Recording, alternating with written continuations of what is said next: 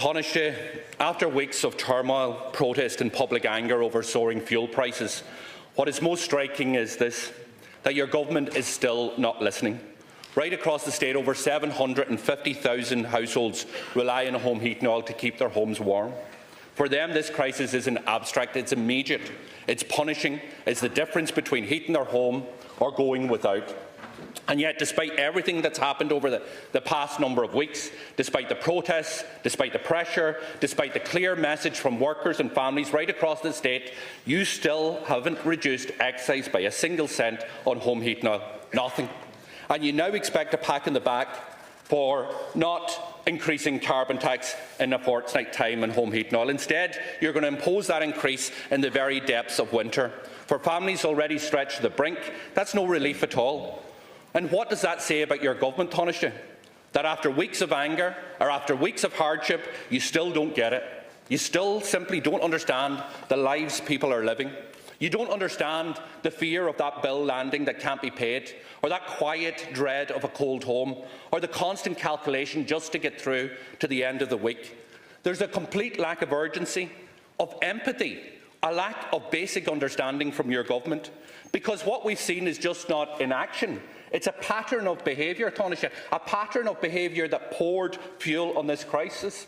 Last week, members of your government chose to insult, to demean and even threaten those who took to the street. People who were left with no choice but to rise up and out of desperation because their livelihoods are being disseminated.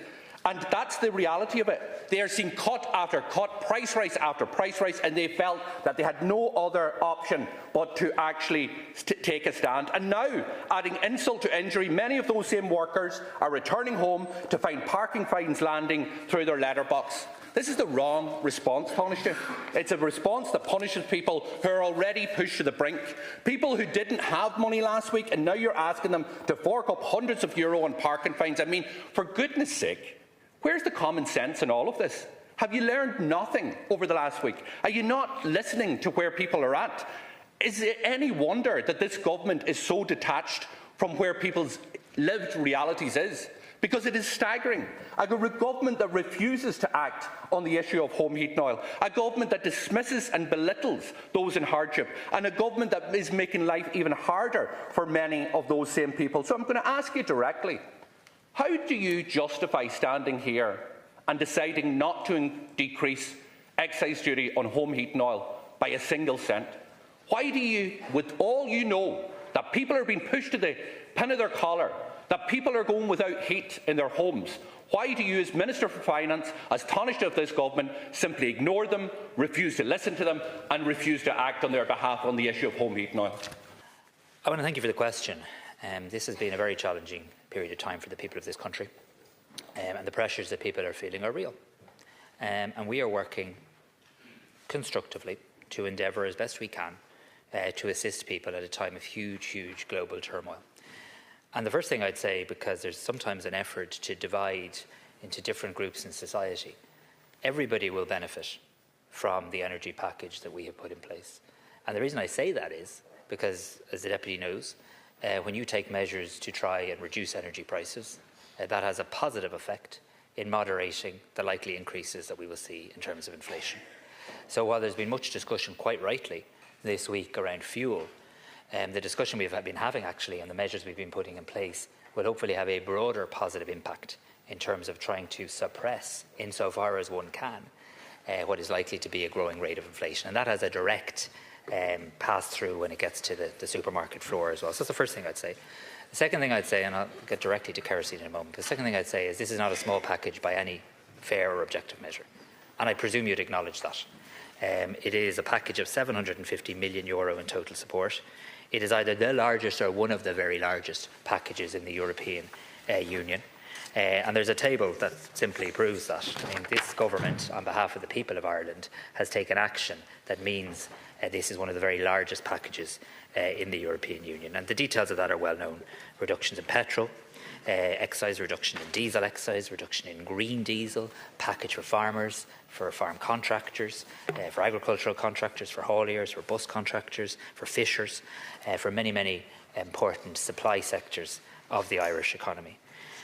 And you're also right, Deputy, that there is a real issue when it comes to the cost of home heating oil. On that much we agree. But it's how you respond is where we have a disagreement. So we have taken issues to help people with home heating oil. We took a conscious decision to expand the fuel allowance. The fuel allowance season was meant to be over by now. It wasn't meant to be available to people this month. It's worth €152 per household as a result of that extension. It's cost us €71 million. You know that the households that are most in need from a fuel poverty point of view get that. You know them in your constituency. We all know them.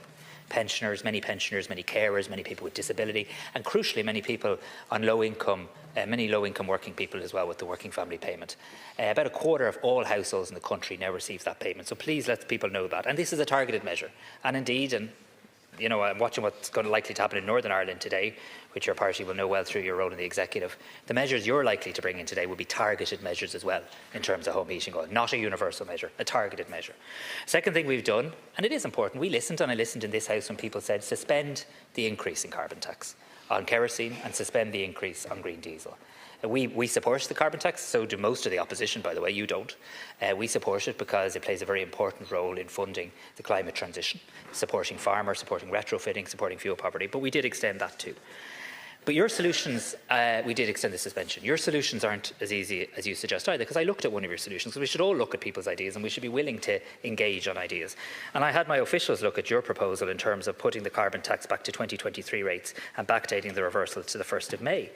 And I've been told revenue doesn't hold any records of any individual end users, so any retrospective adjustment is unlikely to be possible, that it could result in an unjust enrichment of suppliers, substantial administrative burdens and unanticipated exchequer costs. So this isn't a matter of a lack of empathy.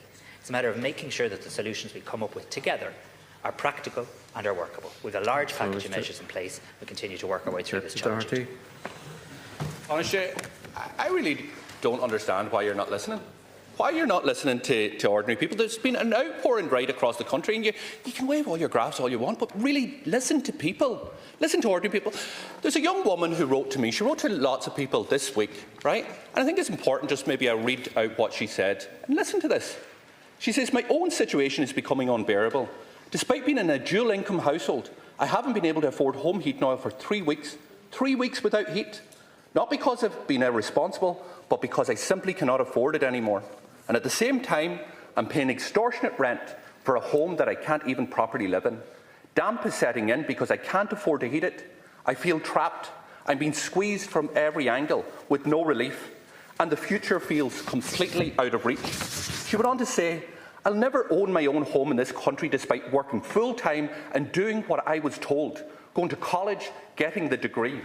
As a working-class child of 2 working-class parents, that dream is gone. There is no pathway forward, only increasing pressure and diminishing hope." They're the people you need to be listening to, not waving your graphs. Listen to ordinary people and respond. And you know the response this week is you wouldn't cut a single cent of carbon tax from home heating oil. Tánaiste, she's in a house that she can't heat for 3 weeks. She works full-time. Her partner does the same. And you ignored her this week because you're not listening and you're completely out of touch. No, it's quite the opposite, in fact. Quite the opposite, in fact. And people are living through very tough and very challenging times. But, Deputy Doherty, you've got to be honest with that person who wrote to you as well. Your measures, and I'm telling you, like, you can talk about waving graphs, but facts matter. I had your measures assessed by officials in my department, and they came back and said it wasn't doable, and that it would have. And I'm going. No, well, hang on a second. May I speak, please? Thank you. Revenue does not hold records of individual end users when it comes to home heating oil. If we did what you propose, and I'm accepting. You are. With regard to a proposed amendment for solid fuel carbon tax, the Sinn Féin amendment proposes reverting to 2023 rates and backdating the reversal to the 1st of May 2023. I'm going to write to you, Deputy, and explain to you the practical challenges with your measures.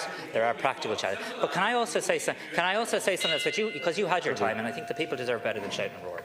You had your time. Can I also make this point? We cannot get through this global economic crisis if every week we come into this House and the proposal is abolish taxes and spend more. That is not a sustainable way through this. Abolish taxes and spending more would not steer us. What I say to that person is we have her back. We brought in one of the largest packages in the European Union. We've reduced excise. They're benefiting from that at the pump. We've extended fuel allowance, and we will work through this together. While you refuse to condemn intimidation against Gardaí this week, you refuse to stand by. She didn't. She didn't. But you refused. Deputy Doherty refuses because you refuse to condemn time and time again the blockades. You're now in favour of blockades, and we can't. Hang on, Deputy Doherty, you put the question. The Tánaiste has attempted to answer. But not to this fellow over here who's completely out of touch. Deputy Hearn.